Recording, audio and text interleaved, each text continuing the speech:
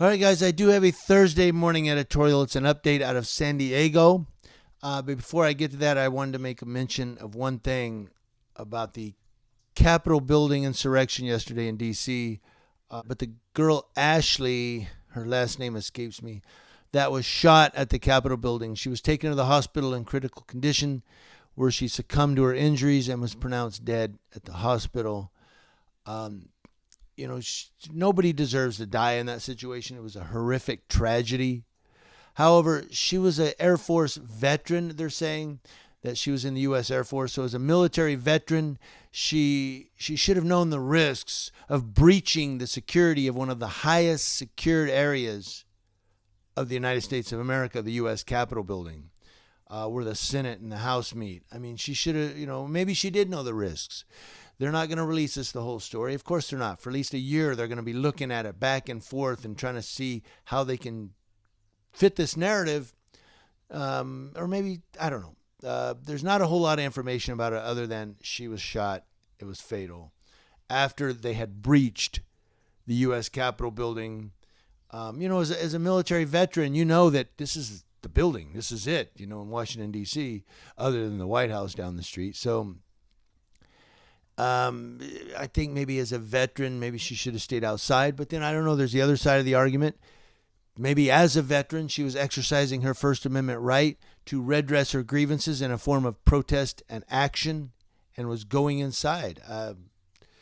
Let me know in the comment section below what your thoughts are on that. Her being a U.S. military veteran and breaching the U.S. Capitol. And was it her First Amendment right to just go in there and take over the building? I don't know. It is the people's building. But let's get to the editorial. This is an update, and it's another one where a police officer out of the San Diego area found out that karma's a witch, and she takes no prisoners. Thank you to NBC San Diego for this story. The San Diego County District Attorney's Office has filed a criminal charge against a former La Mesa Police Department officer who made a controversial arrest of a black man near a Grossmont trolley station last year.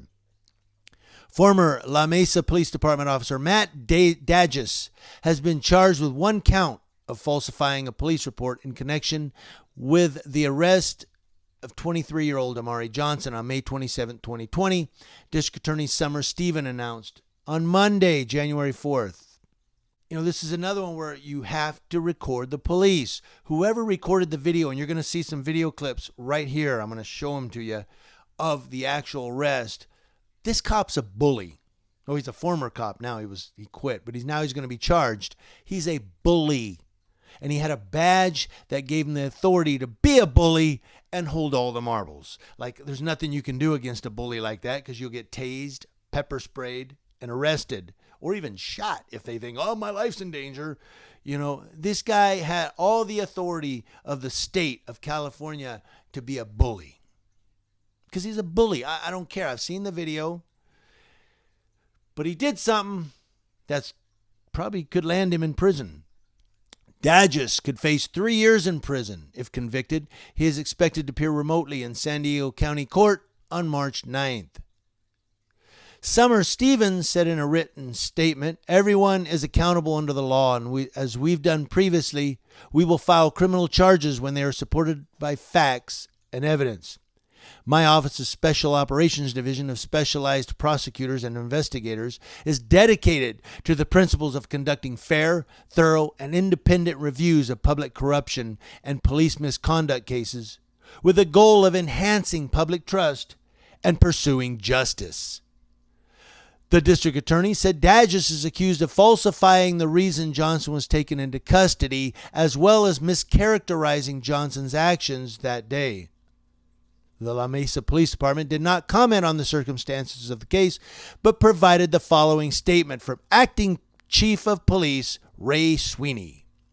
We have worked closely with the San Diego District Attorney's Office over the past several months on this matter.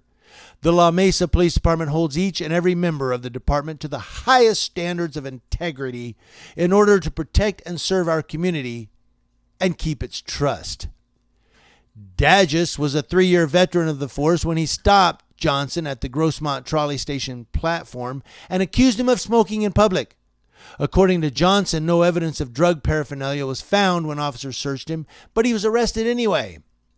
In a social media post in response to the charge, Johnson thanked those who have supported him through the last year. Amari Johnson said, quote, "I'm thankful for the district attorney's decision to pursue charges against former Officer Dadges. Now it's time for this drawn-out legal process. I'll do my part to make sure there is justice. Tough times don't last, but tough people do." Love this guy. Following calls from the public, the La Mesa Police Department released body camera footage of the arrest. In it, as well as in social media video posted by a witness, Dadges and Johnson can be seen arguing at the platform. Johnson tells the officer he was waiting for someone. The officer pushes Johnson onto a bench. More officers arrive. Eventually, Johnson was taken into custody on charges of assault on an officer and resisting, delaying, or obstructing an officer. More than a week later, La Mesa Police Department dropped the charges. Of course they did. He didn't assault that cop in any way. And he wasn't obstructing or delaying or resisting a lawful arrest. He was resisting battery by a peace officer. 30-year-old Matthew Dadges faces one felony count of falsifying a police report for detaining Amari Johnson near the Grossmont trolley station back in May. That confrontation was captured on this video, and coming on the heels of George Floyd's death, sparked days of demonstrations. All charges against Johnson were later dropped. Newsday's Richard Allen has more on Johnson's reaction to the charge, as well as the consequences Dadges could face if convicted. Richard?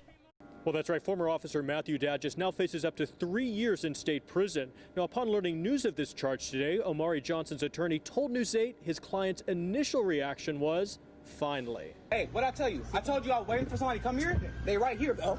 Hey, bro, you can't do that. I think that it's relief in seeing that something is actually being done and that this is not a situation that's just being swept under the rug. More than 7 months after the controversial arrest of Amari Johnson near the Grossmont trolley station, the former La Mesa police officer who instigated it, Matthew Dadges, has now been formally charged with filing a false report. Johnson filed a lawsuit against the city of La Mesa. La Mesa Police Department officer Matt Dadges and 6 John Does in July 2020 are listed. The suit alleges Johnson was arrested without probable cause and further alleges negligence, excessive force, violence because of race, and Monell liability. Look that up.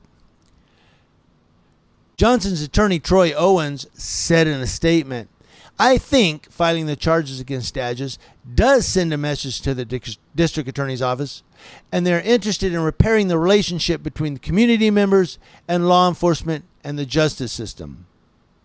He added that other charges like assault and battery and false imprisonment should also be filed. Troy Owens said, quote, "Johnson was not completely happy when he learned that it was only one charge, but it is a step in the right direction." He added, "I am choosing to be optimistic in this situation, hoping that this is the start for real change."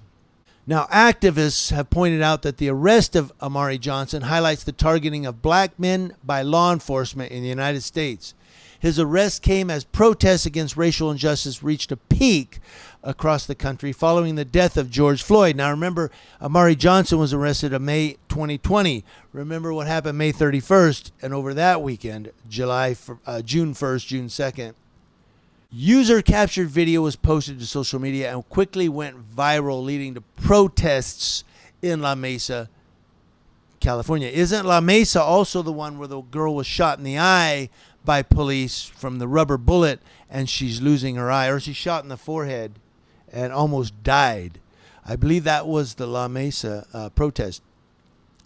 Dadges was placed on leave while an independent review was being conducted and was fired on August 7th, 2020. The firing was upheld by a La Mesa review panel in December of 2020. And now January 4th, Summer Stevens, the district attorney, is filing charges. This guy's facing up to 3 years in prison. He'll probably get 3 years probation and get to sit at home and smoke cigarettes and collect unemployment and drink beer and get fat and collect SNAP benefits and then find a job as a cop in some other county. What do you guys think? Let me know. Community Leo Watch, watching Leos. That's law enforcement officers, to include those dadgum Dagises, and from coast to coast.